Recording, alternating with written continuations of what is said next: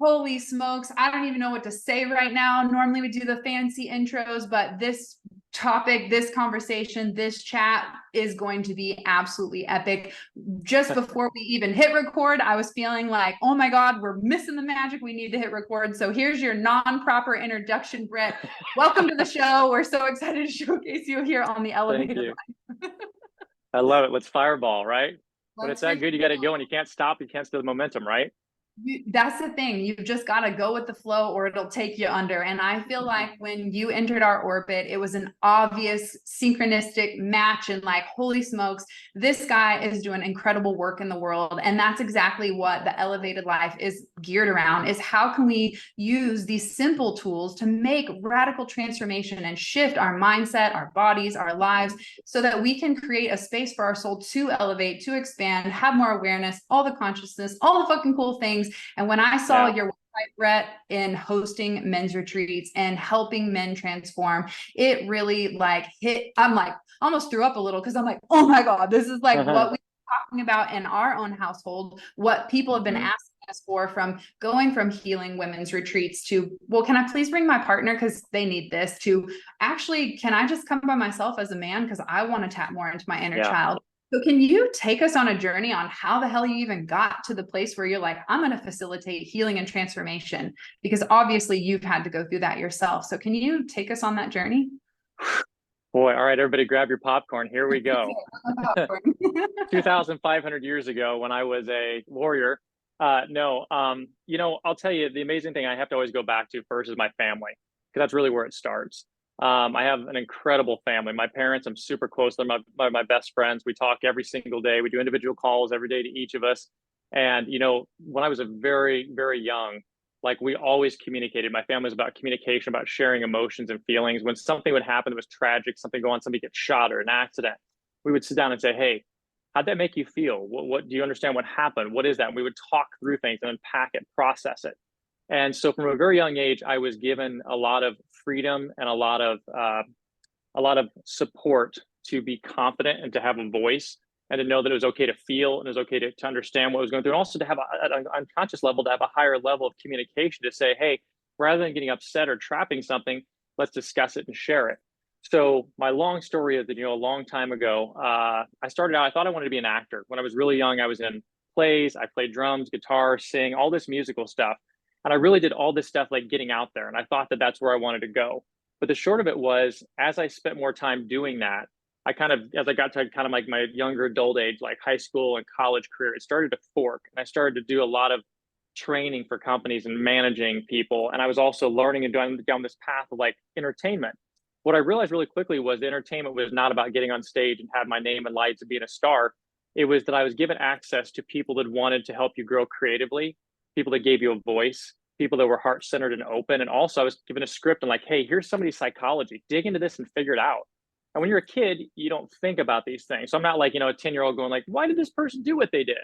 But if somebody gives you a script and says, become this character, you're like, why did they do what they just did? What world are they in? Where'd they come from? And so I thought it was all about learning and acting, but I realized it was like, no, I was going into deep psychology of people's human behavior, right? Their condition, understanding where they can. Love Shakespeare, so great at the human condition.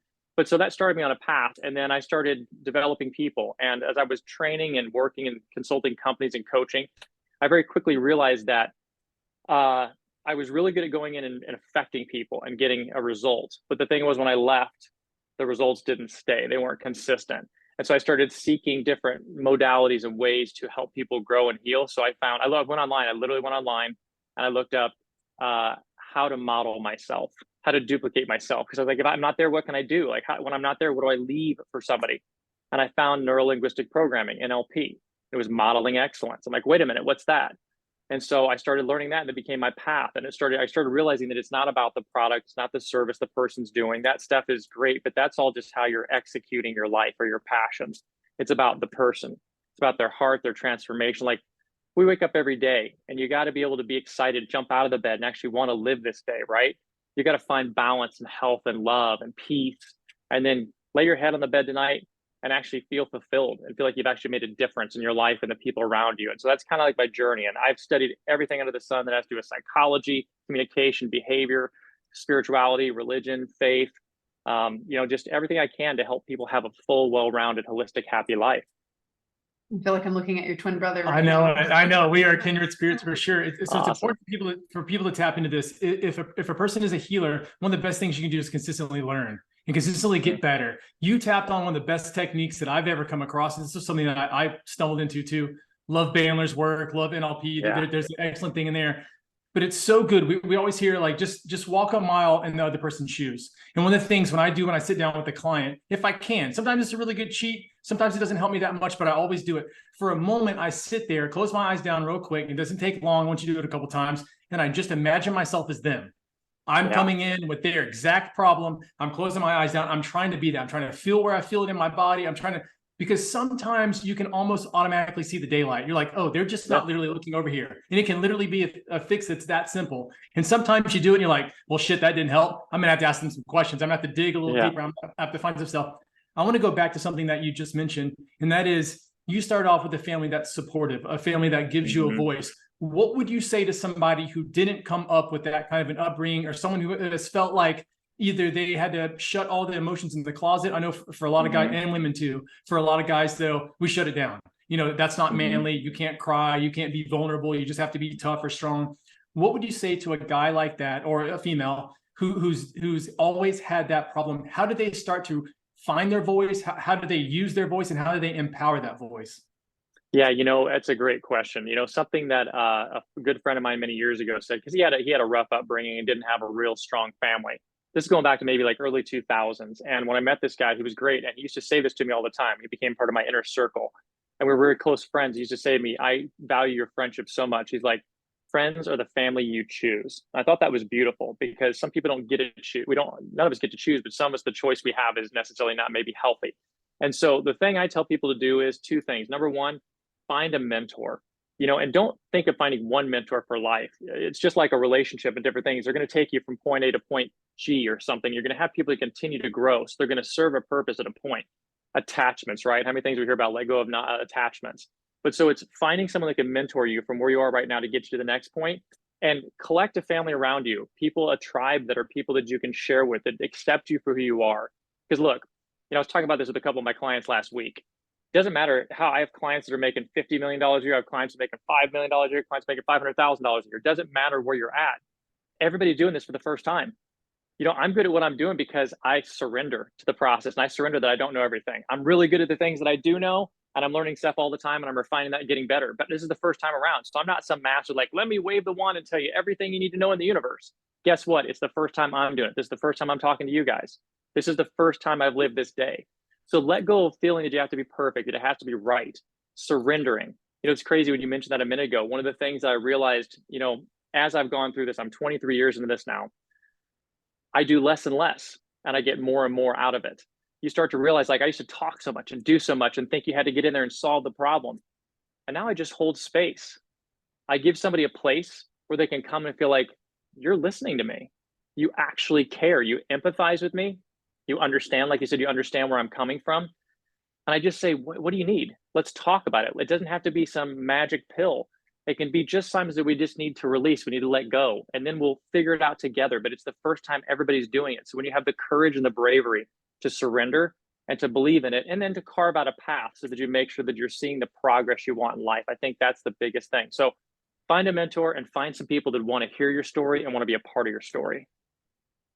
Yeah, it reminds me of what Ram Dass says. We just have to be together and everything will happen. So I truly believe that holding that space for people allows them to do the work that their soul already knows what is needed. So when it comes to holding sacred space, as a hairdresser for almost 2 decades, I've had to learn the hard way of having my boundaries crossed, burning out, getting the toxic dumping of all the emotions and all the things that have nothing to do with your balayage highlights. So I've had to learn through my own trial and error of learning what holding space means for others as an empath and not taking on that energy. Can you talk to how you started developing holding space for others? As you said, you were transitioning in your career, you started seeing this evolve into, I'm actually helping people in another way. I always joke and say people want to be entertained, not enlightened, but it sounds like you've combined both. So that's awesome. How you've developed the space holding and how that has grown over time. Because, you know, it starts with one client, and then it starts with maybe 2, and then 10, and then 100, maybe 1,000 if you're doing in-person like live events. How has that grown for you? Yeah, that's a really great question. So, you know, it happened organically first. And I would say in the past 10 years, it has become something that I was consciously aware of what I was doing. And then I was able to purposefully do it with intention, right? Because you realize how important it is. And sometimes if you don't know, you can kind of waver in and out of understanding what holding space is. But when I, you know, going back to when I learned NLP, so I did the NLP practitioner, then you do master, then you do trainer's training. Up in the master and the trainers when I went through, we're talking about 2008, 2000, somewhere in there. We went through a training. So if I go all the way back, my whole life, you know, luckily I've been, because my parents were great people, they taught me to have manners, have etiquette, to respect people, have integrity. So I've never been a person that lied. I've always been honest, and I've always done my best to show up. So when I was younger, it used to really hurt me and confuse me a lot when people would do things to hurt other people. Someone would hurt you and lie to you. Someone in the family would hurt someone else. Like, things, I was like, how are they doing this? It would just drive me crazy. Like, I don't understand how you could do this to a person you love. So I went through years of like struggling with that. People would make you promises and break a promise. So when I got to the NLP master practitioner, we learned about this training, which is the values training, which is incredible. You know, I'm sure you know this as well, talking about the values levels we're in. And it's basically just a perspective on the world, right? Based on the resources you have and where you came from, you're going to experience and see the world in a certain way. Someone who's in an impoverished third world country right now that has nothing is going to see it differently than I am. They have different resources, different knowledge, etc. So that changed me in an instant. I started to realize, wow, I no longer need to judge anybody or question what they're doing. Number one, I can see it and I can empathize clearly. So now I can very quickly profile and go, I know why you're doing this. Based on your criteria and where you are, I understand your situation. I understand the choices you're making and why you feel like you do. So that gave me such a great amount of empathy that I was able to then start holding space and understand that in order for me to be part of the solution, I can't judge it. What I need to do is become a researcher, become a detective, and figure out what can I do to solve this or help you heal on that path. And so that became the journey of holding space. And it didn't, for me, the thing is, it doesn't matter how many people are there. I always want to be neutral to the situation. And I want to be somebody that's observing it and applying solutions and healing and help. And I started studying shamanism many years ago, and I've been going through training and stuff like that for many years. So then it got deeper into the spirituality. It really got into, I studied Buddhism and shamanism, meditation, all these things. And they just keep coming at a different angle with the same truth, right? It's always about be whole, being yourself. We're unity, we're one. You know, something I'll say real quick that I think that really leans into this, which I think is fascinating. In the past 10 years, you know, yoga has had a resurgence. People are doing more yoga. It's becoming more mainstream. We're hearing more about meditation. It's mainstream. Breath work is really just starting to come through right now in the past couple of years. The thing that I'm going to tell you that I know that's going to happen in the next 2 to 5 years, which is going to be fantastic, is people really understanding frequency and brain waves and really understanding how much that means, because we separate ourselves, right? We think, oh, my brain is running the ship and it makes all the decisions. That's all that matters. And it's like, no, it's like, where do you think the brain comes from? Brain waves. That's why you say you're not on the same vibe. You don't feel the frequency. Something's off. I didn't feel right. Your intuition. And so when you understand how to hold space, you understand, I always think about like a pond or a big body of water that's still. I want to get in that body of water and have no ripples. That's me in the environment. And then I want to pay attention to where the ripples are. What frequencies are off? What ones match me? And that's how you're able to calibrate or provide healing and opportunities for other people. And so it's the levels of the unity at deep, it's your soul, it's your frequency, all the way up to what you say and do, right? Man, I could literally jump through this and give you a big hug right now. I mean, I'm cheesing right now. My whole body's like, yes. You're like sweating.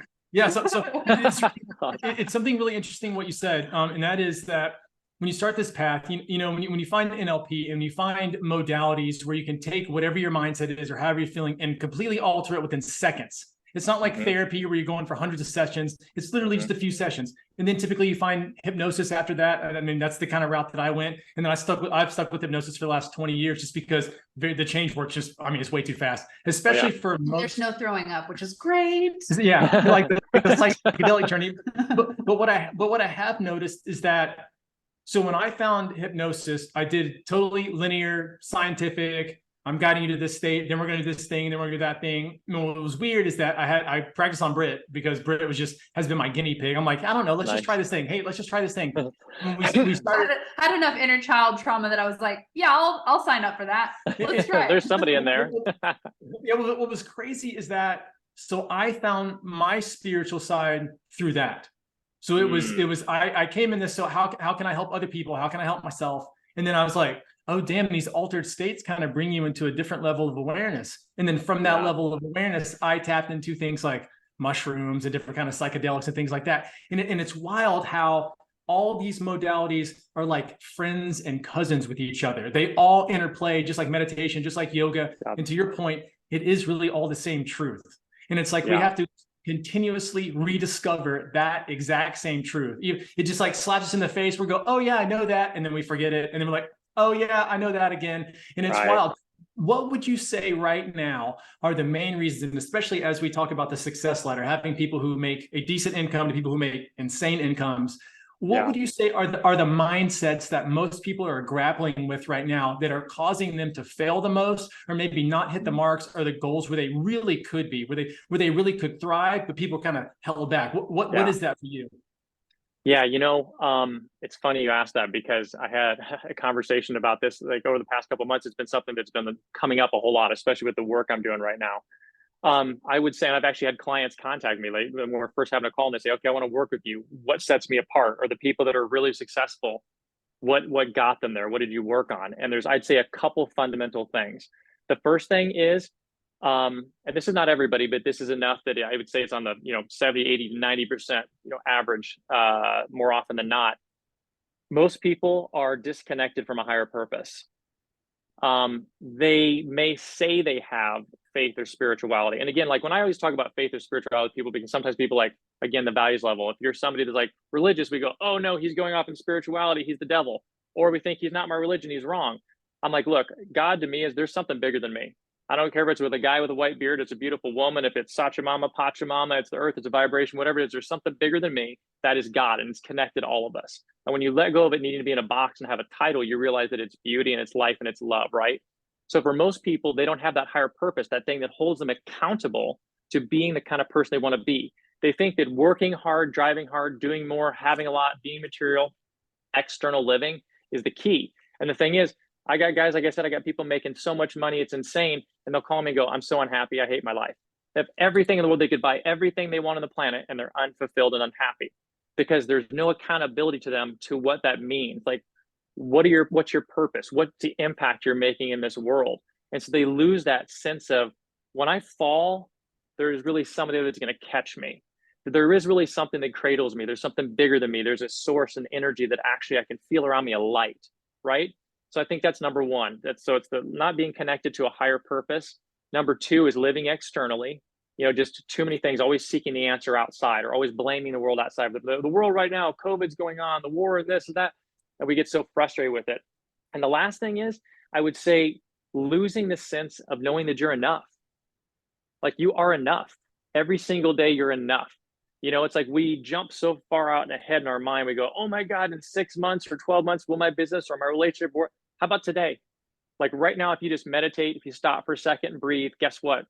Everything's fine. Like I love doing breathing exercises with people. I'll go, let's just breathe real quick. And I have them breathe for 2 or 3 or 4 minutes with me. And they go, God, I feel incredible. I go, guess what? All your problems are gone right now. I'm like, doesn't mean you're not gonna have to deal with them or go back to them, but guess what? They weren't pounding down the door. Your house didn't burn down. You didn't die. I'm like, you gotta start living for the moment. We really don't understand that. That's why these things like yoga and breathwork and hypnotherapy and meditation, all these things are so powerful, because they're telling you live in the moment. They bring you back to the present, and all of a sudden you realize, I'm here, and not only am I here and I'm healing, but I'm the best version of myself when I'm in this homeostasis where I'm supposed to be. And then you start creating.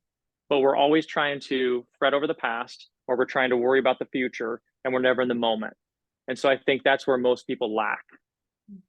I'd like to add a fourth one in what I've been seeing over the last few years in coaching high-level business owners is the lack of gratitude.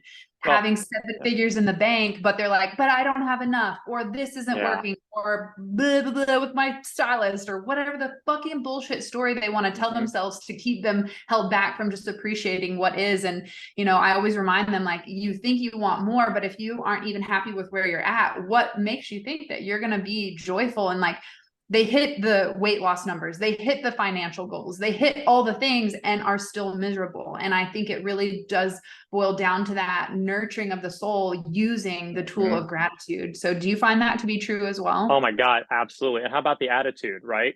The attitude, because the people like that, you know, I have many clients and like, you know, they'll have everything that they financially could want, and they go out and they'll be rude to someone at a restaurant.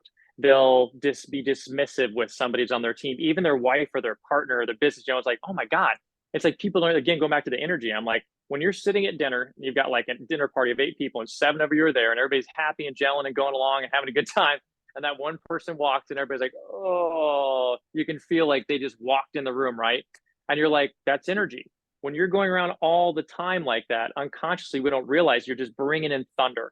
Like you're the person that comes in the room and you're rude, you're fast, you're dismissive, you're ungrateful. And absolutely, I think it's crazy how we live in a world that's so beautiful and so blessed. And I know many have problems and are missing a lot of things they want. But the only way to get there is with gratitude and love and kindness. Because when you do, it opens you literally physically, physiologically, biologically, hormonally, everything to the right, what I call your peak performance. And then you're able to start solving the problem. But you can't solve the problem with another problem. You can't solve with a bad attitude, and you can't solve it externally. It's got to be internally. So absolutely, I agree with you 100%. No, this is such an important topic because, you know, whenever I get in conversations, especially with guys, when we get alone, you know, it moves toward women, and you start asking them, well, you know, you're looking for a new partner. Well, what are you looking for? And it's always a physical description of what the woman looks like. Oh, I like long blonde hair. I like the boobs to be this big. I like a butt like this. I want to fit like. I'm like, stop. What kind of attitude would you like her to have? Like, what would work for you? If you woke up next to this person and they made you feel a certain way, and you looked over and you're like, oh my God, I mean, they're going to be there for me. They're going to be there when I'm down. They're going to be there when I succeed. They're going to smile. I'm going to be able to walk with them. I'm going to be able to just share life with them. You start looking for a different person. And what you find a lot of times is that person is almost always around. Like that attitude that you really seek, and those answers that you really seek are already right there. That's the real beautiful part about getting this mindfulness down and getting hypnosis and all these kind of things where you tap into the present moment down. It's because all of your answers are surrounding you.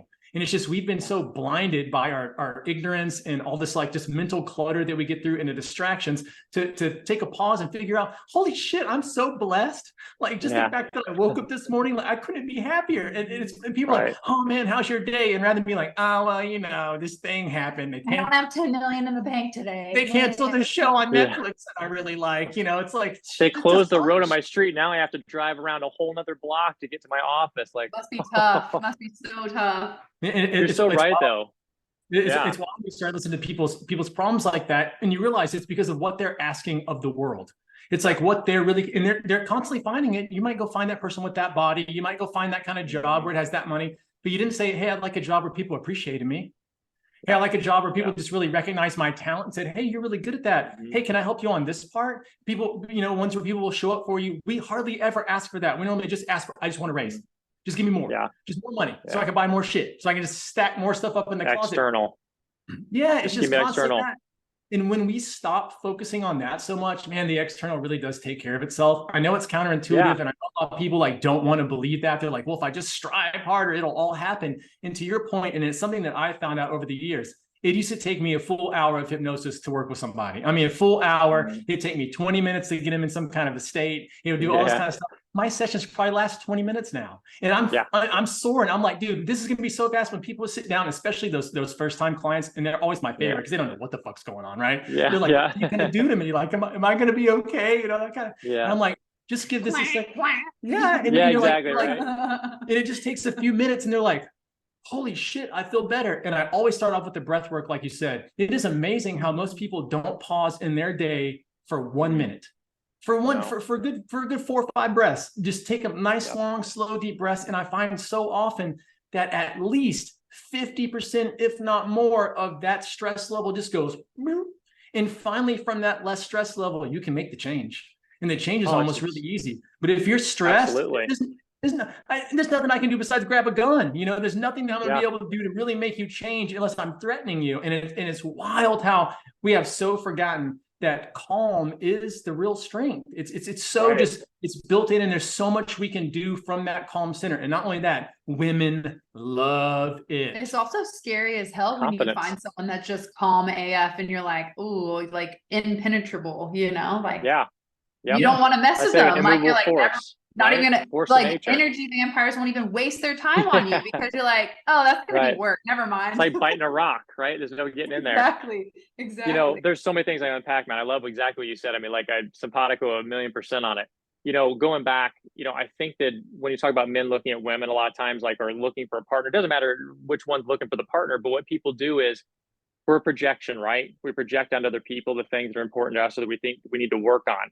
But what I find a lot of times is, we're missing that deeper sense of self, right? That's the whole thing. When we look and say, I want this beautiful person to be like this, it's because you're lacking that depth. I don't know to look over at for a woman and say, I want a woman that treats me with respect and gratitude and has a purpose and is passionate, because I'm not those things. And so you seek your like kind. That's when we really say, like, likes attract, right? It's like you're looking for something that's the same values level, the same perspective level, has a similar kind of combo of how you perceive the world. You know, one of the things I do with my coaching, this is my coup de grace, like my favorite thing I've developed 100 years ago, but I have a process called Discover Your Passions, where I help people uncover their fundamental drivers, right? The things that make you who you are. And people will tell me, oh, I know my passions. I love playing the guitar. I'm like, that's not what we're talking about. I'm talking about the things that make you who you are. Like, are you like, this is even deeper than this, but are you a morning or a night person? Are you like a beach or a mountain person? Like, you can't change those things. Those are who you are. You don't just go, I'm changing this today. But there's things that drive you. When you understand those most important values, those most important things to you, and you start to prioritize them the correct way, you start to look for, how can I build a life that is fulfilling, that it's the functional puzzle pieces that show the picture and start giving you clarity. When you drive at those things, you start to be happy with who you are already, and you don't need anything outside yourself. I coach so many men right now, and they'll come to me when they want to meet a partner, or they're trying to figure out, they're going through divorce and trying to figure out, you know, relationship thing. I said, let's do this.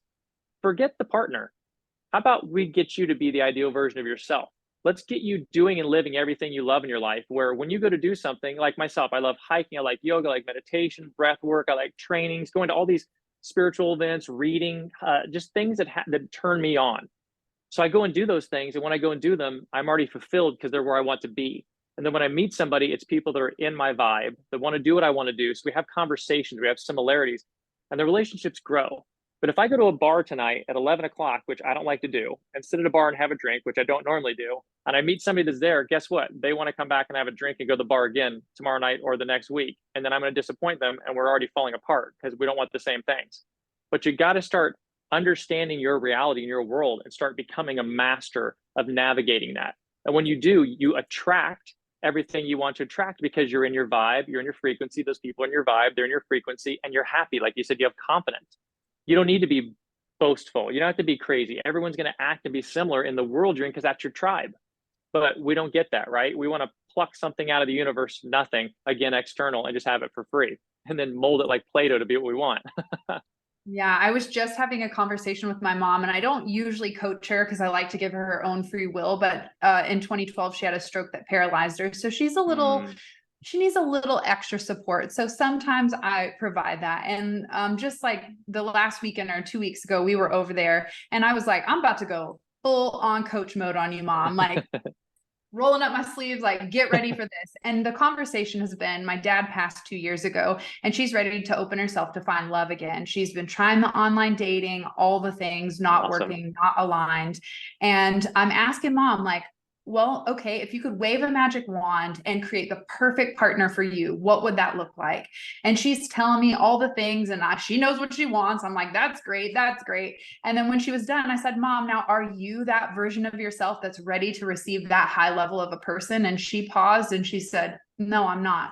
And I said, well, what do you need to do in order to become that person to attract at that level and not from a needing place, like needing to fill a void? And just the answers that came from her were so beautiful. And I love that you go and circling it back to that you're known for passion, because when Chris and I were in CrossFit and our CrossFit days, right? I was just starting to learn how to market your business, how to serve people, more than just doing hair, right? And one of the things that we were guided to do was ask all of the people that we know to describe us. Well, what are my traits? What are the things that you appreciate about me? And the word that came up for me time and fucking time again, I was so over it, was passionate. Right, you're passionate. I'm like, that's so lame. I want to be like badass or like beautiful or intelligent or something. And then I started asking clients behind the chair, well, what are you passionate about? Because I wanted to shift the conversation from drama and shit talking to, well, who are you? Who am I spending my freaking life with in my chair? And 99% of the women in my chair said, I don't know. I don't know. I don't even have time to fucking know. So one of the products that I created this year was a 30 journal prompts to figure out how to discover your passion, because as lame as I thought it was, I now realize full circle, like, oh my God, that's the thing that's missing, is that passion, that soul mission, like inspired drive that gets you out of bed every day. Because we can't rely on motivation, because that'll wear out pretty quick, you know? That's amazing to that. You get it. It's like, you know, I say it so much, I feel like it's just so redundant. I've probably said that word about 755 billion times in the past 10 years. But the thing is, I always say there's two things in life. There's the passion, that is like what you feel and what drives you, your purpose. And then there is your daily process or routine, because who you are in the journey to get there. Because if you're not the person you need to be each day, you're never going to get anywhere on that journey, or it's not, you're going to go on a different journey. But it's so important, because most people don't. I mean, it's God bless us that we can sit here and we have passion. I mean, all of us are very passionate about what we do. We're inspired. We're the people that need a lot of gratitude, because we're very blessed. But there's so many people that, you know, get so overwhelmed by emotions. Like I always say, I think of our thinking in two ways to make it really simple. It's just, there's objective thinking and there's emotional thinking. And it's like a teeter-totter. So if you're 100% emotional, there's no objectivity. Bad place to live, bad decisions. You don't trust anything you do. When you're there, it's really hard to hear the things we're talking about, to be given a book, to talk about meditation, to show up at yoga, anything you're going to do. They're like, you can't, you're so far deep in a hole that you can't get out to understand it. So you talk about passion and people are like, I just want to survive. I'm in pain management mode. I'm not in inspiration mode. I want to make it through today. I hope that I can pay my bill. I hope that my mom doesn't get sick of this thing, or I don't lose my job. But the thing is, you still have to have the light at the end of the tunnel. You still have to believe, and you got to get up and do the work. It's like, if you're 100 pounds overweight, I'm sorry, you're going to have to sweat a little, and it's going to be uncomfortable. But guess what? Every bead of sweat, every little challenge you go over is taking you closer to the passion, to that purpose. And it's essential. Otherwise, what are we doing here? Life is not to be survived, it's to be lived, right? Yeah, and totally. And I want to point out two things that you've mentioned, because I want to make sure people are tuned into this. The first one is that you need to nail your daily routines. Your daily routines need to be so spot on. The exercise we did forever ago is we built our perfect 24-hour period.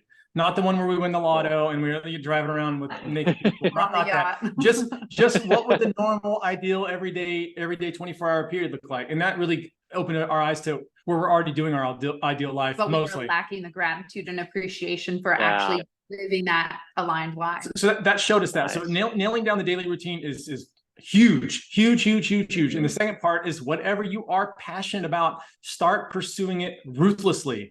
I mean, like it's going to drive your life, because it is. And I'm thinking of when we first got together and we're having sex, and you look down at me and you're like, what are you thinking about right now? I'm like, color correction, formulas, 60-degree hair. I mean, fucking passionate about hair. I was like, there's no doubt in my mind she's going to be successful. A journal. She's like a journal on the side. She's like writing notes. Like, no, keep going. I'm like, what is you? I was inspired with creative ideas. But it's so true. When you find what you're passionate about and start doing it, and then go out and start presenting it to other people, your life changes. And that way, if you are trying to attract a partner, one, your daily routine's nailed down. So that means you're exercising right, you're doing your spiritual, your mental, all that kind of work that you need, you're doing that. And also at the same time, you're having a kick-ass life, because that passion drives the kick-ass life. So anyone you bring into your life now is an add-on. saying like, hey, I'm already living a kick-ass life. I'm already doing all the shit that I need to do to live my life the way that I need it. So if I add somebody on, that's awesome. If I don't, for some reason, add somebody on, that's pretty awesome too. I'm already pretty cool with myself. And that just does something different to you inside. It makes you not have to rely on other people for your happiness. I'm desperate. I find so many people just rely on somebody else, or they say, well, if I get this, then I'll have this. And that's not how it works. Codependent and desperate. And it doesn't get you anywhere. It's so bad to see. So you mentioned the fact it gets you in a hole. A long way to climb out of. Yep. So I want to ask you mentioned you like reading. I want to ask you, do you have any favorite books that you've read recently, or any kind of just like huge books where you're like, these are the ones that kind of altered the path in my life, and they're the ones that I always kind of recommend? What do you got there? It's so funny. When I was younger, I was not such an avid reader. The thing was, I'm a great learner, and the way, God bless everybody who was my teachers and stuff younger, there's nothing against that, but like, it was just the formula, the way things were taught. I didn't realize how inspired I was by knowledge. Ever since I've gotten out of college, I'm insane. Like I don't know if you ever heard of the app called Blinkist. If you haven't, if anybody hasn't heard of it, go get that immediately. So there's no more excuse to not read books anymore. Blinkist, what they do is every single book that's been created, like 4-Hour Workweek by Timothy Ferriss. If you haven't read that, you go into Blinkist and they have a 20-minute summary where somebody reads the book to you as a highlighted summary and gives you all the points of coming out of the book what you're supposed to get. So it's incredible. So I literally listen to 5 to 10, maybe even 20 of those Blinks every week. Plus I read usually 2 audiobooks. There's 2 audiobooks every single week. So I'm a fanatic with reading. So my number one favorite book of all time, The Untethered Soul by Michael A. Singer. Unbelievable, changed my life. Absolutely love that book. I give it to every client when we start working together. It's the first thing to do in the first month to help support and have them. I feel like that book is therapy in a book that just helps people have their own experience. Every person reads it and goes, oh my God, I feel like they wrote this book about me, because it takes you into your own mind. So I think that's so powerful and fundamental. This is going to be kind of funny, but Buddhism for Beginners, phenomenal book. Or Buddhism for Dummies. Like that book, like that you go into, it's incredible. They actually do such a great job of breaking down what the principles are. And it's not a religion, it's like it's a guideline for a way to live. It's life practices. That book was incredible. I love that book. I would also say Becoming Supernatural by Dr. Joe Dispenza is a phenomenal book. Stealing Fire by Stephen Kotler. Those are some really top ones. And there's another book called The Wisdom of the Shamans by Don Miguel Ruiz. It's the son of the guy who did the 4 Agreements, and phenomenal books. I mean, these are ones that I've listened to. And also I got to give credit to Matthew McConaughey, Green Lights, man. I'll tell you, if you want something, I should say green lights. All right. No, but like, it's like these books are things I've listened to 10, 20, 30 times at least myself. They're things that inspire me and were what I needed to hear in the moment. But The Untethered Soul would be the most powerful one. That thing I listen to all the time. And it's, it just always speaks to me and provides me with something else new that I need to hear. When you're talking about listening to multiple audiobooks, are you doing something while you do that? Like, are you walking? Are you working out? Are you just sitting and listening to it? Like, how do you what are you doing while you consume the audio? And are you on 2 times speed or 3? No, I do regular speed. I don't go fast. I like to process it normally. I feel that, and there's no problem with doing it. If I'm going back another time, if I've already heard it the first time, I may do it sometime just to catch certain things. I'm trying to get to a certain point. But I believe that everything is designed for a purpose and a reason, and that artist did this at a certain cadence. And like, I know when I speak to someone and I'm like talking about something that's important to me that I want to provide knowledge or impart wisdom to them, I don't want them to speed me up. It's like, don't speed me up. I'm purposely doing something to create a space for you to understand this. I'm giving you that energy, that gift. So when I listen, I always listen at regular speed. But what I do, so number one, I do take specific time where I just sit and listen. I will listen for probably at least an hour a day, just focused listening. I take my dog on walks and runs 2 times a day for a couple miles. So I listen when we're walking and running. I actually listen to audiobooks when I'm at the gym. I don't really listen to music as much. Sometimes I do, but I like audiobooks. They pump me up. Another great book I just remembered. He screamed in my ear. I forgot about it. Jim Rohn.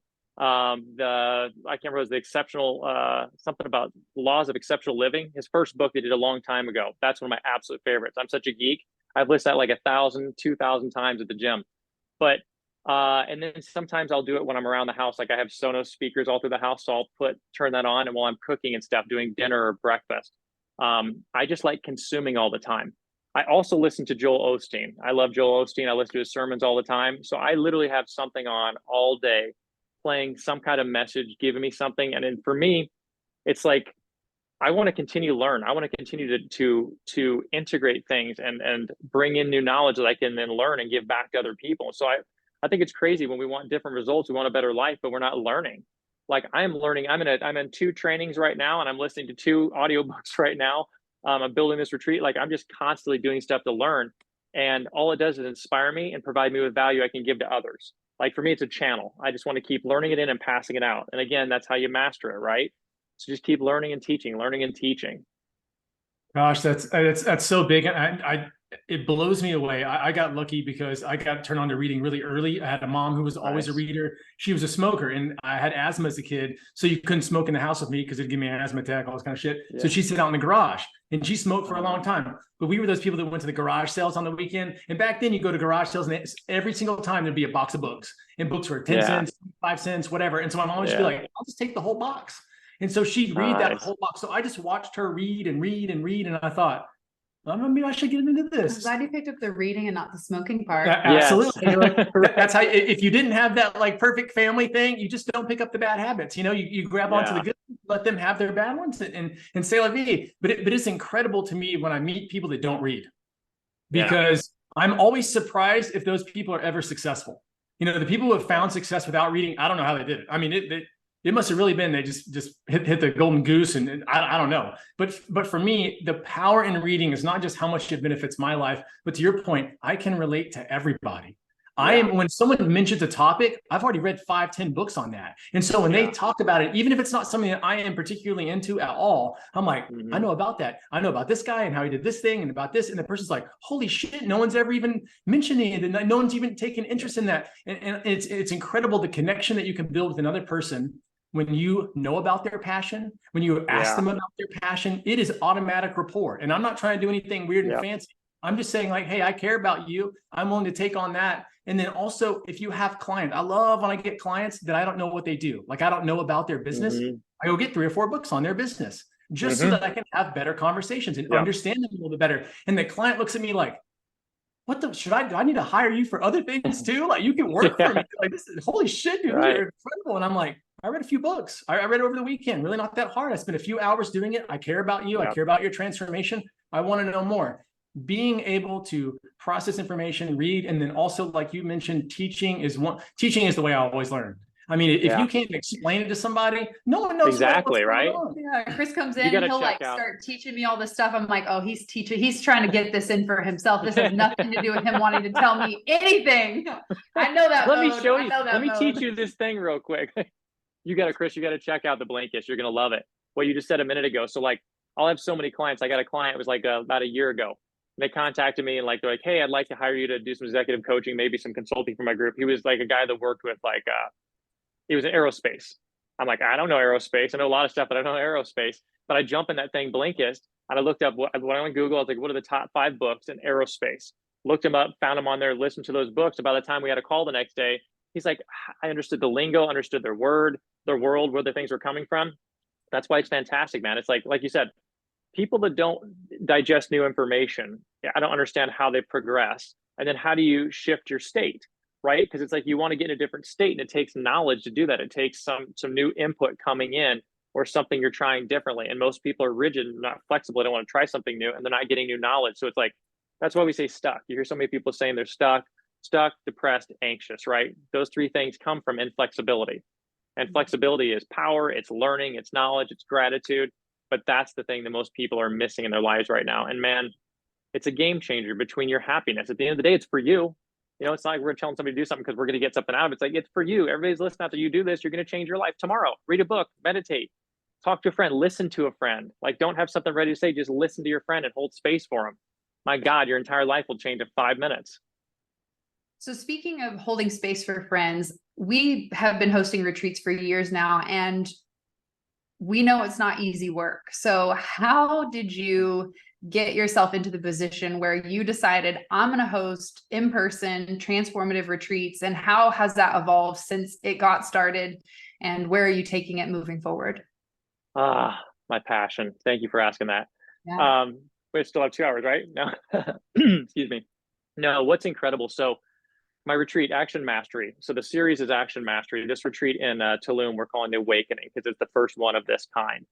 And so, this is the third, at least, iteration of doing this that I've been trying to do. So I tried many, many years ago, over the past decade, I had an idea to do this and didn't have the right team. It didn't get very far. Like if there was 100 steps, we got like maybe 10 steps in and it just wasn't right. And so I kind of had other stuff, was busy. Like maybe it's not the right time. Then about 5 years ago, before COVID, I started to put this together and started to build a team. And the team was, they started going through things. Stuff was going on in the economy. COVID hit, we're like, not right timing. So then we pulled this back up just about 2 years ago and started really driving at this. And the incredible thing was, first of all, for me, the reason I wanted to do it is because, number one, I want to challenge myself to always be my best, to be in the most inspired state. And when I go and do retreats like this, I'm at another level. It puts me in a place where what channels through I'm called to do this work. This is not a job. I tell people this all the time. This is my destiny. This is my calling. I love this. I'm so passionate about what I get to do. So putting myself in this space puts me at the highest ability to be able to channel and provide the most light and love and enlightenment for other people. So I started going on that path. The other thing is I realized that putting people in this space helps them really transform mind, body, and spirit when you can get them out of their regular routines. So like I would work with people who had like a drug addiction and we do a lot of great work, but then they go back home and they've got another drug addict at home or a dealer in the home. And it's like, you're going back and forth and fighting this challenge all the time. But when I can pull you out long enough that I can get you in a space to where it can get integrated, you really transform. So I started building this, and it's crazy because the past 2 years, it has been every single day. I mean, every single day, Saturdays, Sundays, every day of the week, building, traveling, going to Tulum, researching, building the team, looking for the facilities, building the curriculum, building the websites, the landing page, and everything you could imagine. And so I've been climbing this mountain for years. And just about a week and a half ago, we're 64 days out right now, and it's a 7-day retreat. It will be over on November 11th. About a week ago, someone hit me up and said, hey, how far out is the retreat? And I told them the amount of days. And I was like, oh, wait a minute. I was like, that means in 77 days, this is over. This thing I've been working on for 10 or 12 years, this idea, this dream I've had, will be over in like 77 days. And it shifted my reality. And it's all, first of all, it's been blessed. It's been an inspired journey. The people on my team are unbelievable. I cannot believe the experiences. Tells me I'm doing the right thing. Because the people that keep coming along, the opportunities, it's just become so beautiful. I could cry thinking about it. It's overwhelming. But I hit a point, I was able to go, oh my God, slow down. Start to cherish every single moment, because now the clock is ticking. Every second you're getting closer. I'm like right now, tomorrow's another day that's gone, another day that's gone. And it's going to keep going. We're going to continue to do more of these. But like that experience was beautiful. And it was such a nice shift and transition. And the past week or so has been a new level of inspiration and of gratitude and feeling blessed in what I'm doing, the content I'm working on, because I'm always polishing it, right? Never stop. It's been done forever, but you keep tweaking and adding more. And it just feels so beautiful and so brilliant. Like I'm dancing with the universe right now.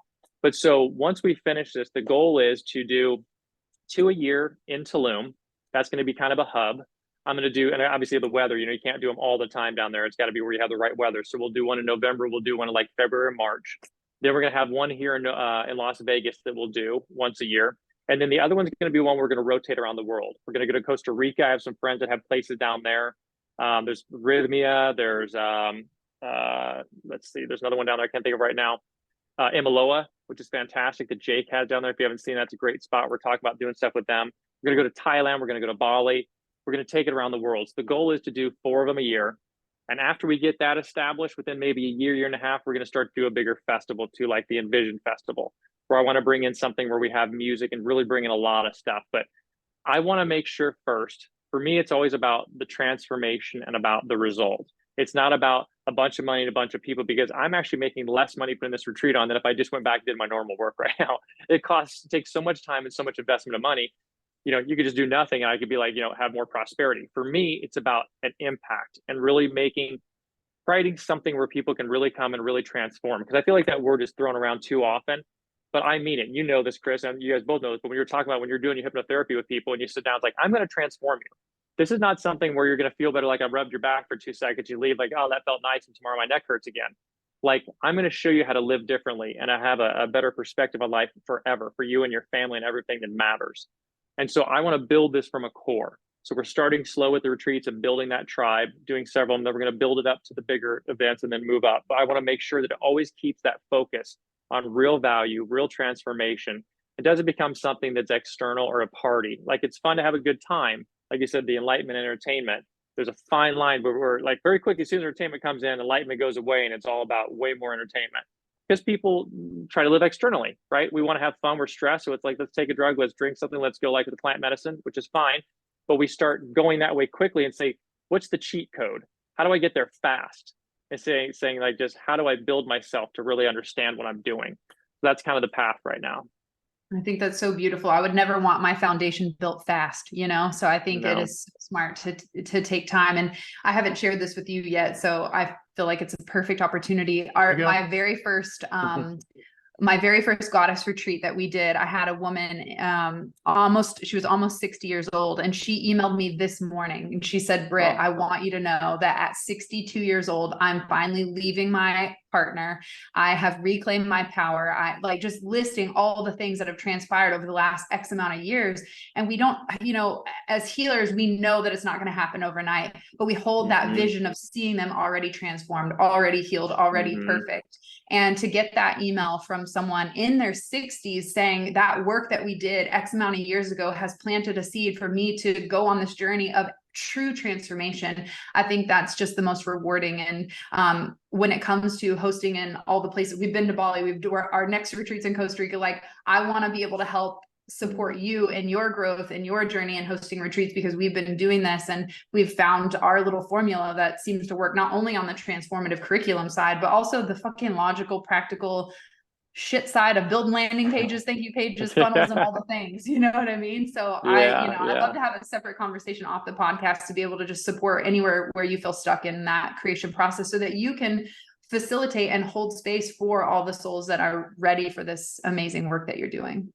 Thank you. I really appreciate that. I'd love to learn more too, like how we could collaborate. Like, you know, I look at it like I said, again, it's like, we're all here for a reason, right? Like, and when you are doing the work you're supposed to be doing, you start attracting the people who are supposed to be in your life. You start, like, the relationships I've built in the past couple of years are foundational to the rest of my life. Like, you're bringing people in, like, this is a core person. They're going to be there forever.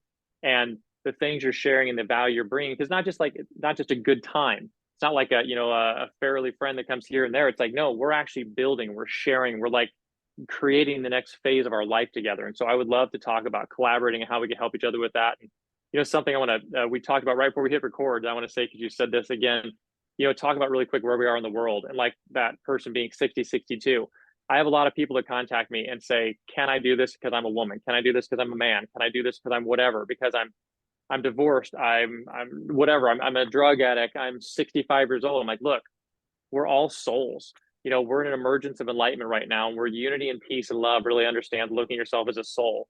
Get rid of the outside external. This is a spacesuit we use on this planet. I always say, like, if you go to space, you got to put on a spacesuit, right? You take this body inside of a spacesuit and you can't survive otherwise. Well, this is the spacesuit we're in here. We need to forget about race and color and age and sex and all these different things and look at the soul. You know, I find that most people, when we generalize, I can say, oh, all these people are like this, or this race, or this age, or this person, this faction of people did this thing. But then when most people meet any person of anything individually, you feel different about them.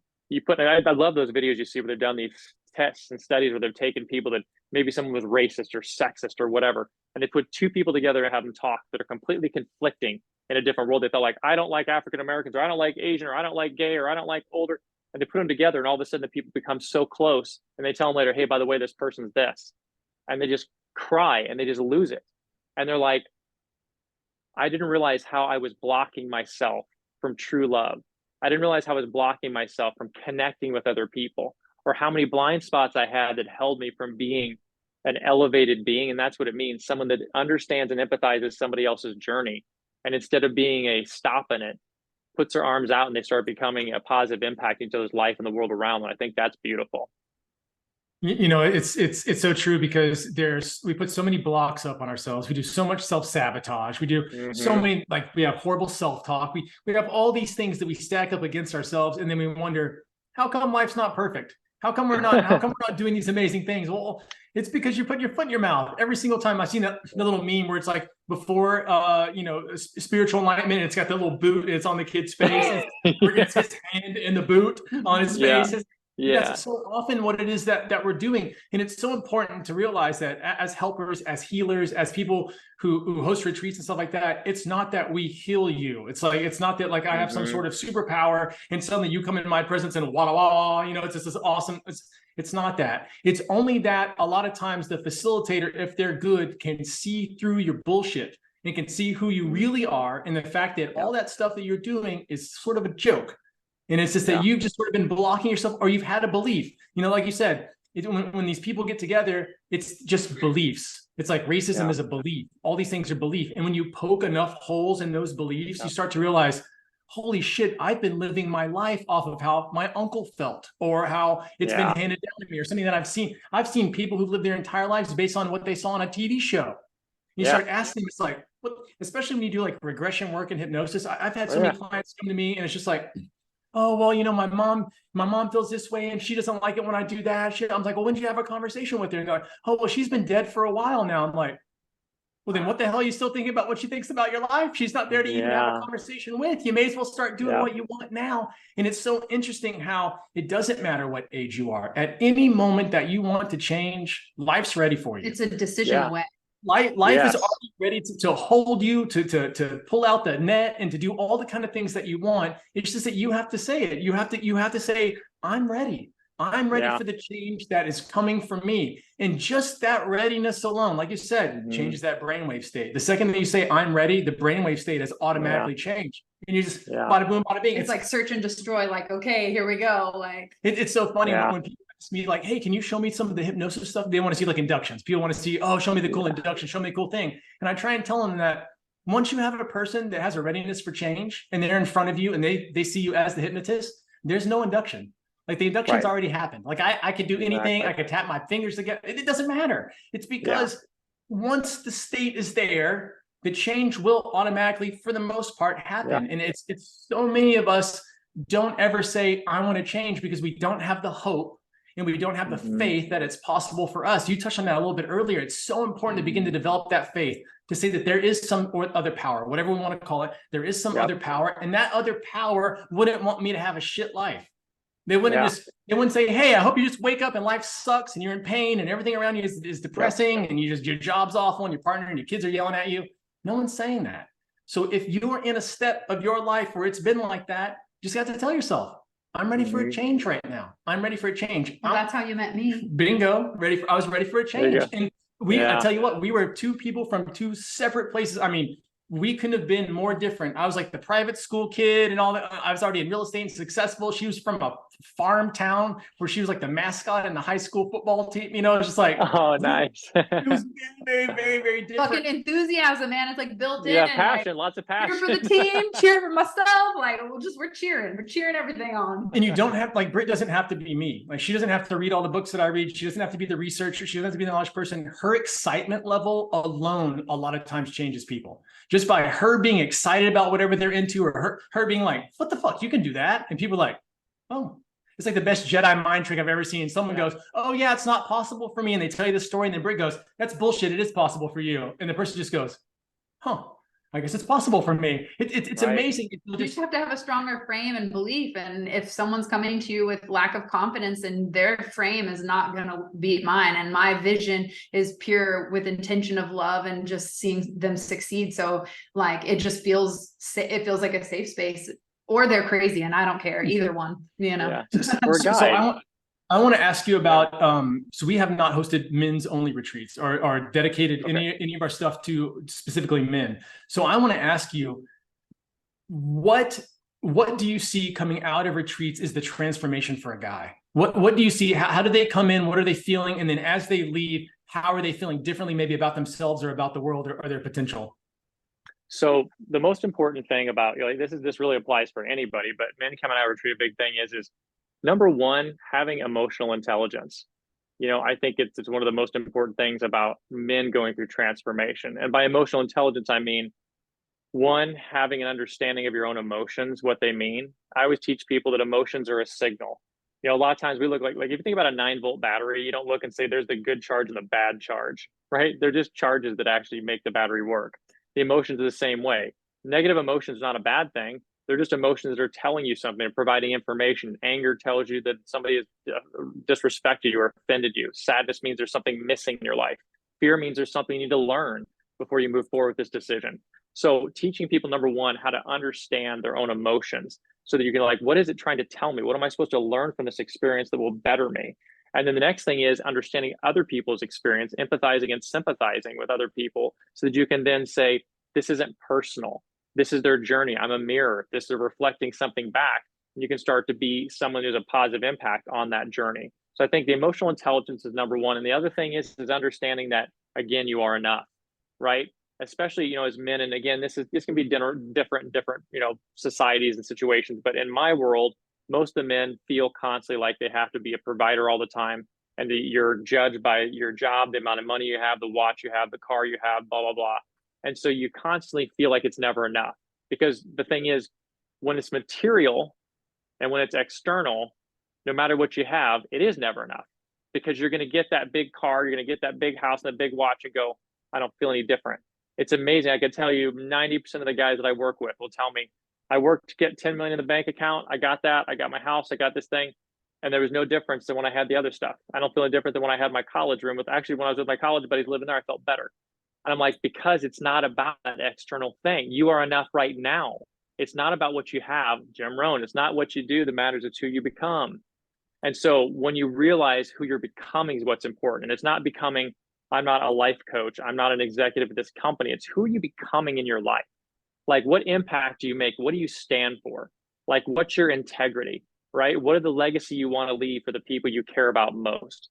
And so that's what I think really matters. And again, that goes across the board for everyone. But for men, that's really important, because we have to let go of feeling like it's always competition. You're only competing with yourself. And it's good to have healthy competition with yourself. Look at who you were yesterday or a year ago. I'd be better than that. But not, I tell people there's never a negative. It's always opportunity for growth.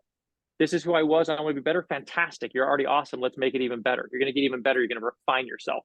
But it's not about you're lacking something. There is no lack. And the minute you have lack, you're using, you know, this is another thing, like I try to help everybody impart this wisdom of. Every perspective you have, every mindset shift, if you're angry, if you're depressed, if you're anxious, if you're scared, you're a different version of yourself. So if I'm a really angry person, I have a certain hormonal dump that's going on in my body. I have a certain physiology, a biology, a psychology, and a perspective on the world.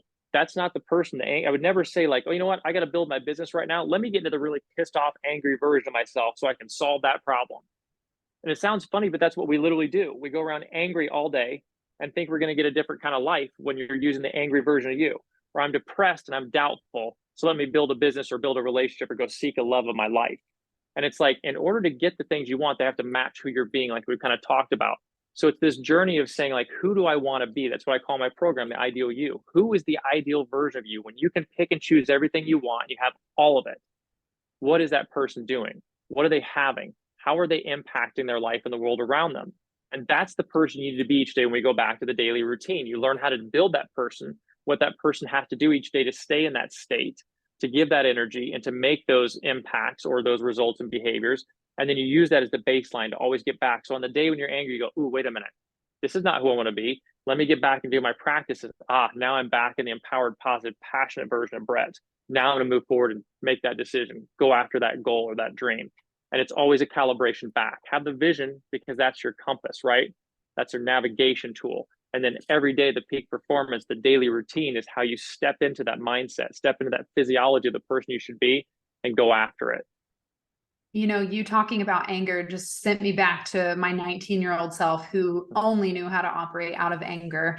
And when I did my very first hypnosis forgiveness session with Chris, we went through mom, stepdad, all the obvious ones, right? He put my uncle in the chair, which I had no idea was going to show up that I needed to forgive, but he had labeled me Brickney at 8 years old. So I took on this label that I was fat, which I didn't know for decades and why I tortured myself for so long, but it came from that. And we go through all these big, major, like all the things, all the trauma, right? And then he says, is there anyone else you want to put in the chair? My 19-year-old self appeared in front of me, 200 plus pounds, black short hair, piercings all over her face. And she just looked so mad.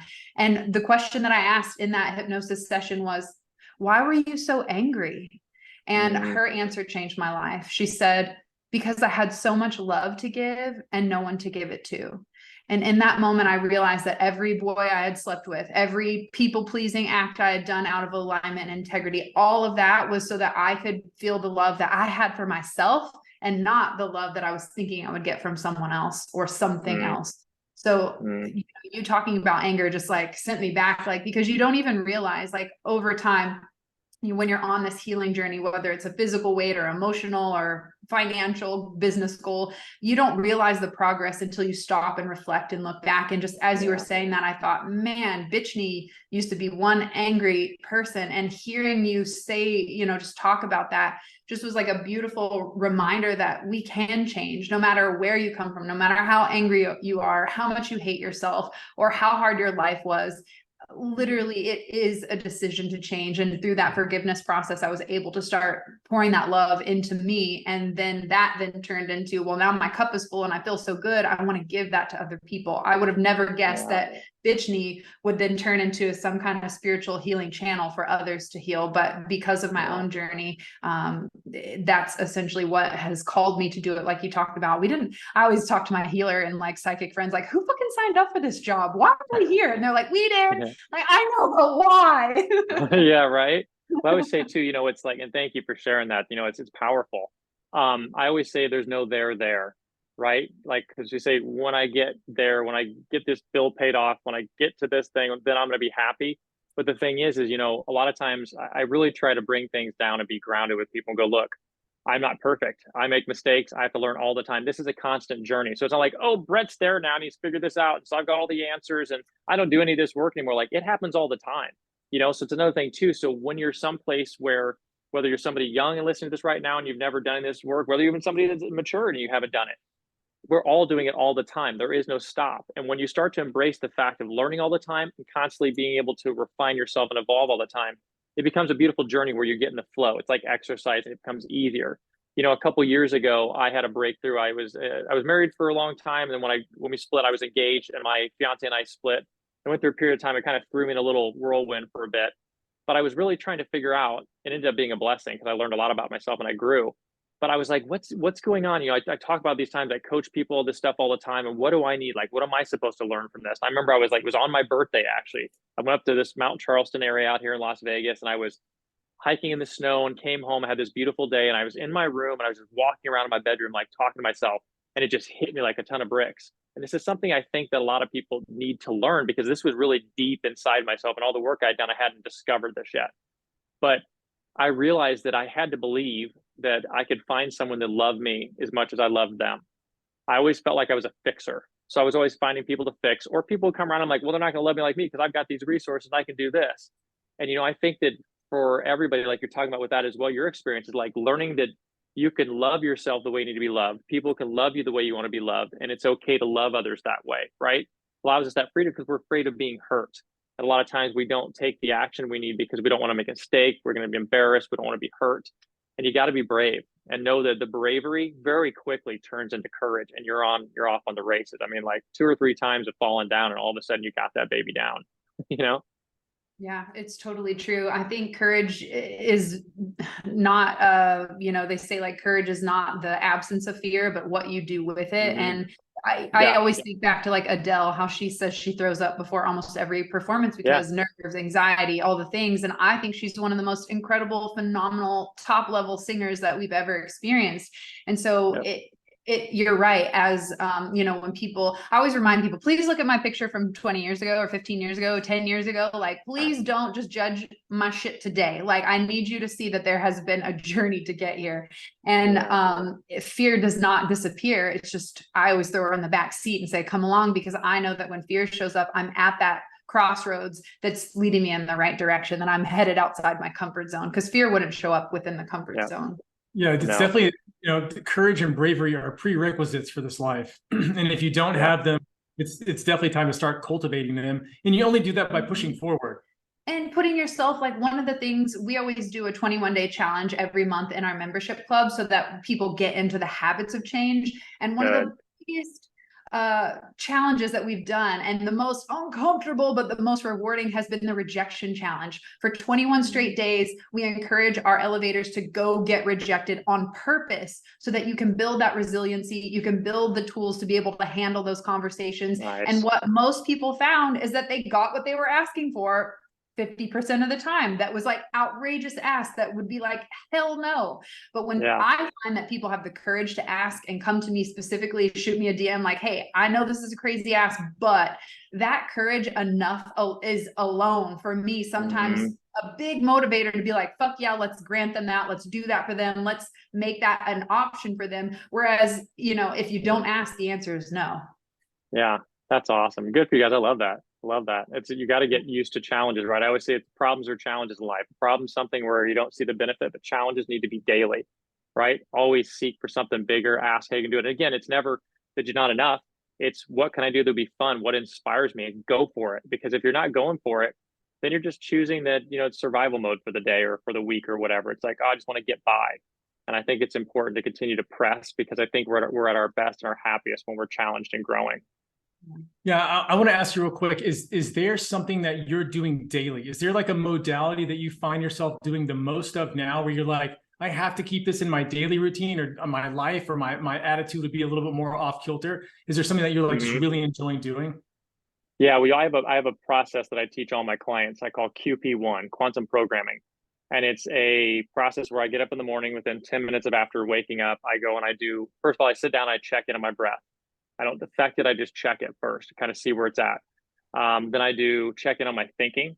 Then I do a little breath work. Then I do transcendental meditation. Those two things, I do them all the time. Literally, people think, how often do you meditate or do breath work? I go, when am I not doing it? I live in a state of it.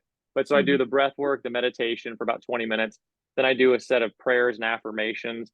And I go through my passions list so I can focus in on who I want to be for the day. I have not missed doing that process. And it's been so long, I can't even tell you, over 10 years. If I have a day where I start to miss it, I do it with later on if I catch, but I'm talking like maybe 5 times in 10 years. I have to live with it. And all my clients, I have a coaching app. So my clients, like every day, every morning they get a reminder and it says, hey, it's time to do your daily routine. You go in and track it. It says, how many hours did you sleep? How much time did you spend reading a book? Did you get out in nature? Did you meditate? Like just ask all the peak performance, like 12 or something like that, like criteria each day, 12 items. When you do them, your life is vastly better. And so I don't miss any of it. It doesn't matter what it takes. Sometimes I'll do 5 minutes of meditation instead of 20. I got to get to an airport and get on a flight, or I got a 6 a.m. podcast call with somebody that's in Australia, those kind of things like that. But I just don't miss breath work and meditation. It's so funny because there's so much similar. When you've been doing it for a long time, you realize they go together, right? You can't meditate without getting your breath calibrated and calmed. But now we understand the different activations and calming methodologies you can do with breath work. But I've found, you guys probably know this, but it's good for people to hear it. Like as a society, we breathe 2 to 3 times more than we should every day. We're over breathers. And so if you think about it, when you're having a panic attack, you're breathing like, it's too much breath. So any level on that scale that's not where it's supposed to be is going to be some level of anxiety. And so I really have worked on for many years, getting my breath to where it's in the right spot. And so I breathe probably six inhales. You're supposed to be between 6 to 9. So I do 6 inhales and exhales per minute. So I live in that state now. And because of practicing it so much, I just catch myself throughout the day. I'll check and go, okay, let me check and see where's my breath at. And I just always want to calibrate and kind of see that I'm in that pocket. And I've found that ever since I've been able to consciously, purposefully watch my breath, and then I meditate several times throughout the day before I get on important calls, when I have something to do with clients, anytime before an important meeting, I take a few minutes to really meditate. Everything falls off like water, like duck off a water's back, or water off a duck's back. I catch myself, I'm like, wow, I'm still in this state. Something crazy can come at me. You can have negative news, something stressful, big problem. I'm like, I'm really not affected by it. Doesn't mean I don't have the problem, but it's how I'm going to approach it. I'm like, oh, somebody dinged my car at the grocery store. Now the whole world's screwed up for 3 days. I'm going to cuss people out and throw things. It's like, I'm like, all right, we'll fix that. And your mind prioritizes for you, right? It goes like, that's not a big deal. If one of my family members calls and somebody's hurt, that's a big deal. Anything short of that is not a big deal in the world. Nothing's a big deal to me unless somebody is medically hurting that I care about. Other than that, you solve it. Nothing's a big deal. Yeah, my mantra for the last few years has been peace is my priority. And if it's knocking me off Yeah. my peace, it ain't for me. You know what I mean? Yeah. What you said, we talk about over breathing 2 to 3 times too much. It reminds me of this philosophy that we learned in our yoga teacher training about how we're granted X amount of breaths per life, right? So if you think Yeah. about that, if we're constantly using up that energy and that vital life force energy by shallow breathing into just the top of the lungs, then we are basically cutting our life shorter because we're not extending the life that is within each breath. So I love that Yeah. you brought that up. Yeah. That's beautiful. I love that. It's funny. I had a statement my whole life. It was kind of a joke, I'd say, to make people think before they spoke. I used to say, you have to be careful because you're only given a certain amount of words. And I'm like, that's why you see people die in movies. Like, like, oh, they were talking too much. They didn't use Ran out it. of words. So yeah, be purposeful with what you're saying. You get a certain amount of words in your life, you get a certain amount of breaths. I think that's beautiful.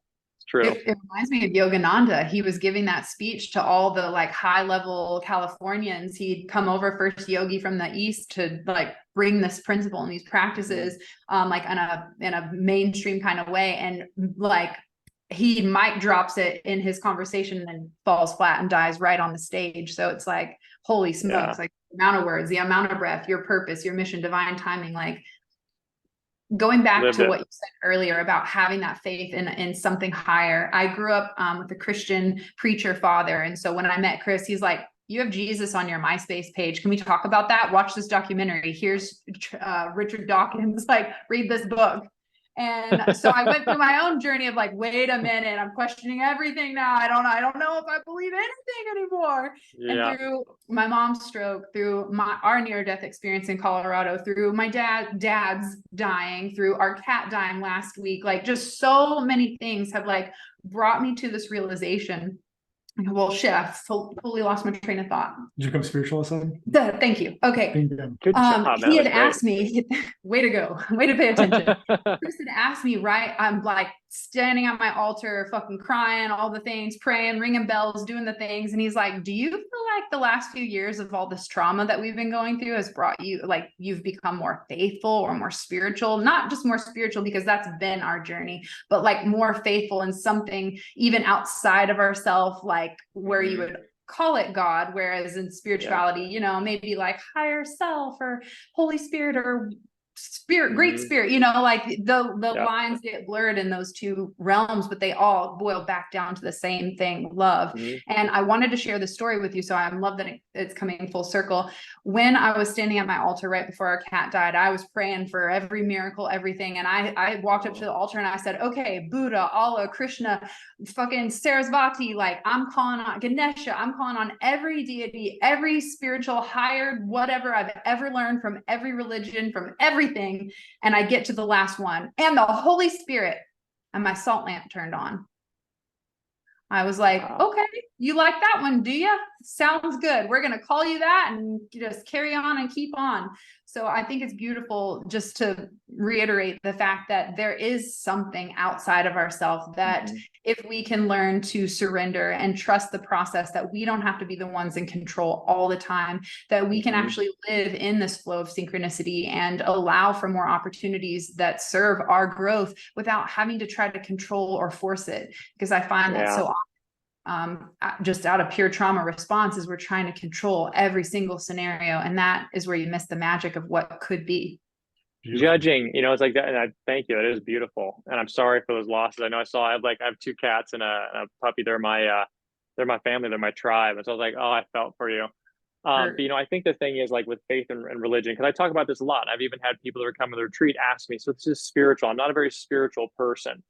And what I try to impart to people, I'm like, look, here's the thing where you're blocking yourself. What I listen for when people communicate and I watch their behaviors is, where are you limiting your life experience? And where can I say confidently that I've seen people make a shift in something you're doing to transform their life and provided better opportunity for better results, right?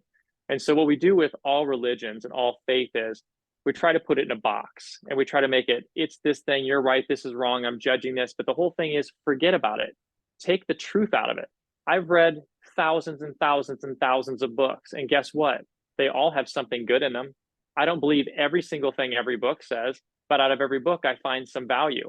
And so all religion and faith is a guideline for how to live. And they all say the same thing at the end of the day. be a good person, love, live for happiness, you know, have kindness in your heart, have gratitude, go for it, believe in yourself. We're one. And so those are the things that it doesn't matter whether you're a Christian or you're a Buddhist, or you're a Catholic, or whatever in the world you are.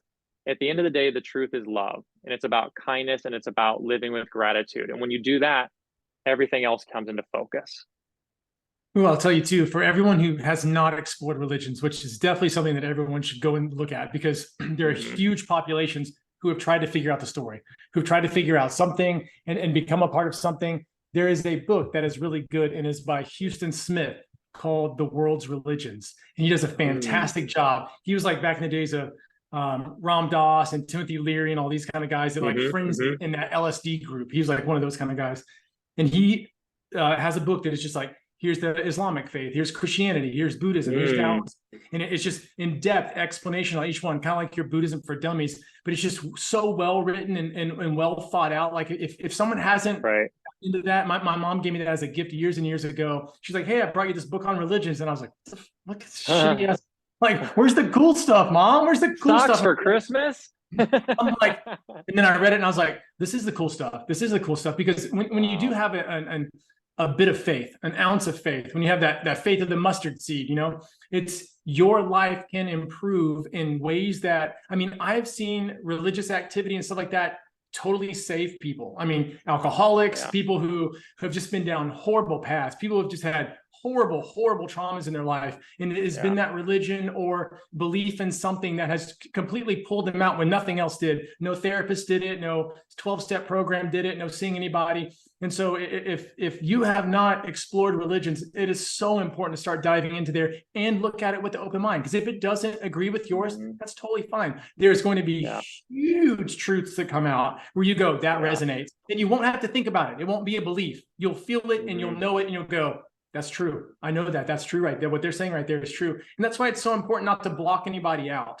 Because a lot of us, we're like, oh, they're not in our perfect little group and they're not conservative or they're not liberal or they're not these 50 things right here. And the reality is, so what? So what? That's just the experience of the resource they had, right?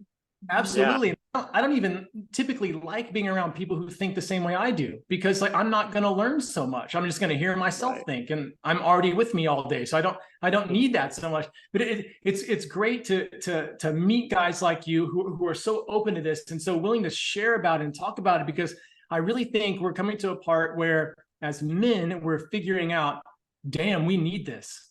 Like this is not any longer something that like I kind of want it. It's when I have this, my life will completely change. And I love the work that you're doing. I love the retreat aspect. Is there anything else that you want to build on with the retreat? Is there any other kind of modality that you're adding on top of that? Is there something that you're going toward in the future, or is it just to make larger retreats? That's a really great question. You don't know till you know, Chris. Come on. Yeah, right. Exactly. Tell you after you sign up. But it's not about the money. And then all of a sudden things streams at the bottom of the ticker. Hell yeah. You know, that's a great question. So I'm always pursuing new knowledge myself. That's why I really went into like deeper into the shaman work this past year. I've been doing it for a while, but really went in and like I'm working with this group out of Chile called the Four Winds Society. And I really, because we're the theme behind what we're doing with Action Mastery, it's very spiritual and tribal. I wanted it to be so. It was also to help people depart away from feeling like religious, is that I'm going ancestral. It's like we're going like there are things that people like the breath work and the meditation, they were teaching these things thousands and thousands of years ago. So much stuff that we're like, oh, this person wrote this book a couple of years ago. I'm like, no, this has been since the beginning of time. Shamans were at the very beginning of time of the first spiritual leaders of groups and tribes. And so I'm really always looking for things that are going to inspire me and provide value for others. So right now it's really, it's a path on that. I'm getting more into sound therapy. I have a lot of people around me. I've been a drummer my whole life. I play guitar and I also produce music and things like that. So I'm very musical, but I have not gotten deeply into things like all of the chakra bowl work and certain frequency work. And I have some friends that do that. And so that's the next iteration is me learning it. I already have it at the retreat. I have people doing it who are experts at it.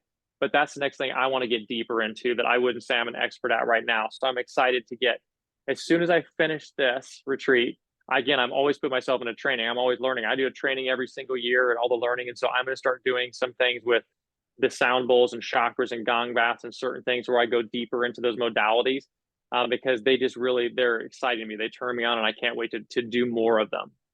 Yeah, I'll tell you I something. agree. I'll tell you something. Yeah, I'll tell you something that's cool. So the last retreat that we did this year, so we go in there, and the first retreat, I don't think I did any hypnosis, right? Maybe one. Yeah, you did. Maybe one. Yeah, remember Ramey got kicked in the face by the deer? That's right. Yeah. I love hypnosis, man. People's experiences are always wacky as shit. But okay, so I started doing one, and then people were like, damn, I really like that. So we started adding a couple more as days progress, you know, getting people a little break because you don't want to do hypno. So we get to the last retreat, and Britt always asks the question, like, what did you like the most about the retreat? Trying to find out, you know, can we make it better for next time? And so I'm thinking, they're gonna say fucking hypno. I did the hypno. It was life-changing. People talk to people that had died, you know, it's just crazy stuff going on, right? Almost everybody's like, I really like the sound bowls that you did. And I thought, what? Suck It it. could be sound bowls, but I will It's tell you. because I put the pretty lights in the bowls. It's true. I mean, but I will tell you, there's something that happens when it's like the frequency takes over you. You know, it's like you can't help but we went to a sound bowl class we invited years ago. I didn't even know what sound bowls were. And so we end up finding there's a restaurant actually near us that everyone, somebody. the entire upstairs is dedicated to Osho books. It's like Just a room of Osho. epic thing you've ever experienced. I walked in and being a book lover, I was like, I didn't even know what to say. No words. They had like a meditation room, and they had the Osho room, and it was a sound bowl class. So I'm like, hey mom, you want to come with us? We want to do the sound bowl thing. We'll eat a little food. We'll do a little sound bowl. It'll be okay. And so we end up going in there, and it's just a little small group in a little carpeted dark room. And she starts doing the sound bowls, and I'm like, oh, that's kind of cool. And by the time she hit that like second or third time, it started going around, my body's going whoa, whoa, but I'm not moving it. And I'm like, oh shit, she's putting us in a trance. I'm like, oh, I love the trance experience. I'm like, here we go. And then suddenly you're like, class is over. You're like, whoa. We were here for like hour and a half. Where did the class go? Were there? And then you look around and you're like, holy shit, there are people sitting next to me this whole time. I forgot other people were in the room with me. Yeah. It can be Powerful. so transformative. It's dinging a bowl and going around the bowl. And how powerful sound is, we don't understand because we take it for granted. The music and stuff we all take for granted. And it's interesting that you can get profound effects on people just hitting those sound bowls. I mean, tune to the right frequencies. Damn, it's powerful. I always say, I still stand by this. Mom will say God, but I still say Love and Led Zeppelin healed my mom from her stroke. She was able to walk, talk, and all the things because of the music therapy that we were doing. At first, it was her tapping her foot to the beat for a minute. Then it was her humming some lyrics or humming the chorus. Then it was singing the chorus. Then it was singing words and looking at me like words are coming out of my mouth right now. How did that just happen? And it had to do with the frequency and the sound and the fluid movement of the tone. So just to go back to the beginning of the conversation, you said, I think that next, I always ask Chris, because I'm like, what's the Chris notes on the book she read this week? And also what's next in society? And it was yoga, then it was breath work, then it was mushrooms, then it was, I don't even know what the fuck,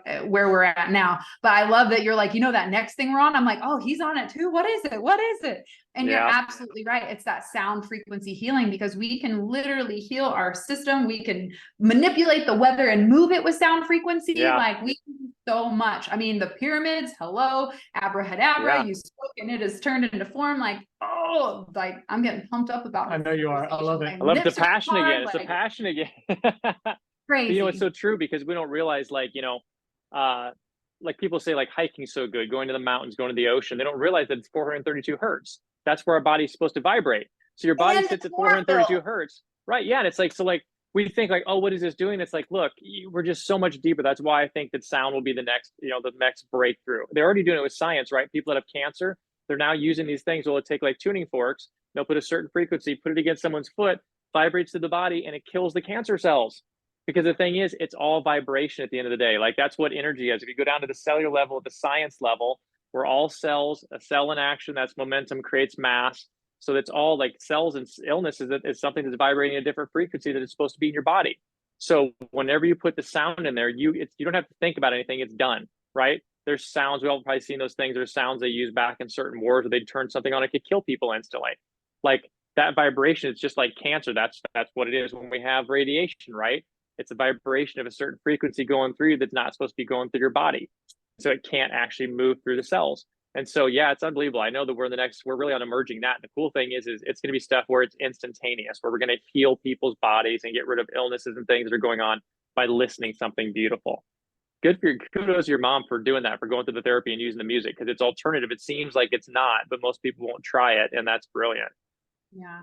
I mean, I think all we did was alternative therapy because Nothing else is working. that was just it. Yeah. Like, that was it. It also makes me think about the music and just even the commercials. Like when commercials come on, it sends a frequency to my body that just feels like turn that off right now. Exactly. So I have to think about how much we're being manipulated through music and movies and the sound that is being produced by mass culture and media too. Which is why it's so important to watch what your words are.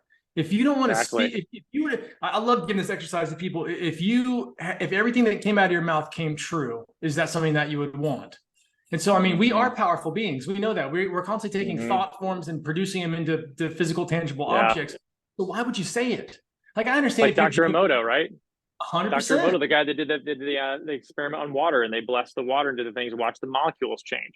I mean, again, it's frequency, it's vibration. It goes back to the same thing, but it also shows you how powerful your thoughts are, how powerful your words are, your energy is, and it's either toxic or it's healthy. You're either improving your environment or you're killing it, internal or external.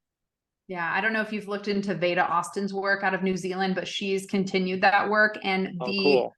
The work that she does is she freezes petri dishes with like tarot cards, pennies, birds, words, just anything. And they show up in like hieroglyphs in the frozen water. It's the most incredible. Oh, you're gonna have to send me her name when we're done. You got to send me that stuff. I'm gonna geek out on that.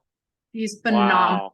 Mind blowing. So to wrap up, I'd love to know, obviously it's 100% focused on retreat. You've got 60 something days at this point. So I know there's probably not a lot of room for that extra passion or exploration or curiosity, but with that in mind, what is that next chapter for you? Is it the sound healing that you're most curious about? Where would you say that your soul is calling you to next? You know, for me, so that's going to be something I'm going to learn. That's on I kind of have the different pockets of life, right? That is my inspiration, my educational path that I'm taking next. But what I'm called to after this is over the next year, I really want to go on my own spiritual quest. So I've got a couple different events and retreats I want to go to. I'm going to go to Machu Picchu. I'm going to do a hike up there and do a quest. I'm going to go with some shamans and do some things there. I want to go to Bali. I'm going to go to a couple of places out there where I've done some work and had some people that mentored me, and I want to meet them and spend some time in that land. And really, I'm just starting. I started to do this before COVID. And then when that hit, it changed things. And my business actually went through the roof. Like I actually had scaled hugely. I got so busy, I didn't have time to do a whole lot more. So the traveling became purposeful traveling for work and for the retreat. But I want to get back on this path where I'm spending 50% of my time when I travel for me, where I'm going and re-inspiring myself and learning. So my favorite thing to do is what I call adventure culture travel, where I go and I have to go to a culture that I want to immerse in. Like I'm going to Thailand, spend a month there, become a part of the culture, learn. I went and meditated with monks up in like the big Buddha temple up in Phuket. So I want to go to all these places. I'm going to go to Bali. I want to go to just all these different spots around the world. And so it'll be a quest of me doing spiritual growth wherever I'm called to. The two I'm called to right now are Bali and Machu Picchu. And so those will be the two next spots. And also Costa Rica. I've got some invitations. Have you guys heard of Rhythmia? You know what Rhythmia is? So they invited me to come down to do a week with them and looking at doing that trip, and then also maybe coming down and also become a facilitator with them. So that's something I'm going to be looking at very soon. But again, it's just going to be the path of the next place I'm called that provides me with value to give back to others and shows me another part of the world. So I always keep gratitude and perspective in my heart. Yeah, I love that so much. That's kind of the next chapter for us as well. We've realized that the last 16 years have been built around our family, which is our cat and our dog.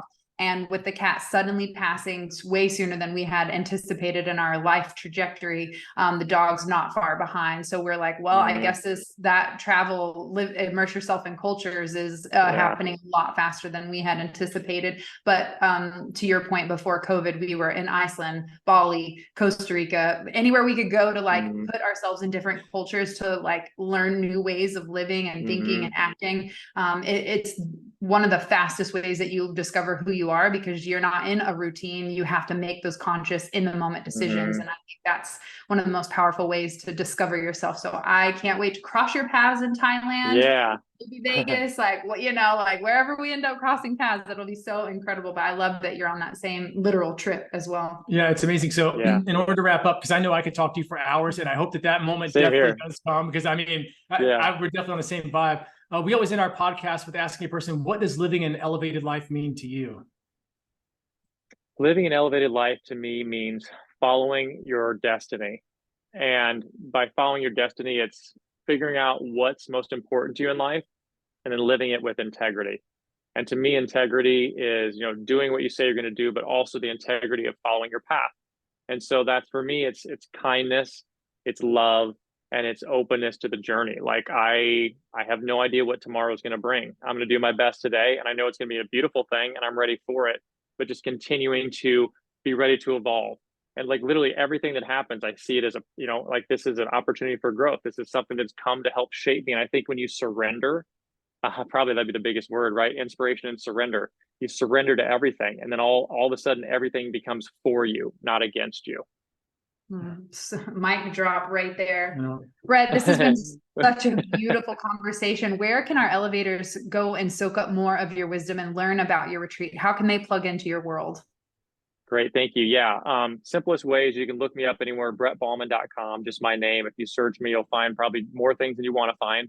But if you go to my website, brettbaughman.com, there's everything there about me and what I do. And you can find my landing page for the retreat there. There's a menu button at the top that says Action Mastery. You just hit that and it'll take you to the retreat page. And yeah, you can always DM me. I'm on everything, LinkedIn, Twitter, Instagram, you know, all the different ones. But I really appreciate it. And if somebody's interested, you know, I challenge you to take the step. Like I said earlier, you know, it's hard sometimes if you're in a place where you're stuck or you don't know what the next level is like for you. It's hard to believe or hope that there is answers out there. But I'll tell you, as soon as you take the step on the other side, you move from emotional thinking to objectivity and you start building momentum. So taking the first step is the hardest, but when you do, you're already on the journey. And so I love to be someone to guide you to those next levels of enlightenment.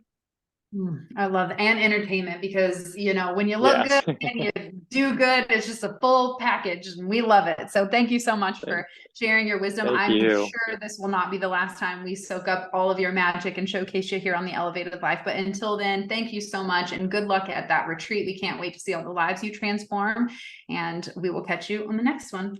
Peace. Thank you both. And God bless you both. What you're doing is incredible. You guys are amazing. I can't wait to talk to you again soon.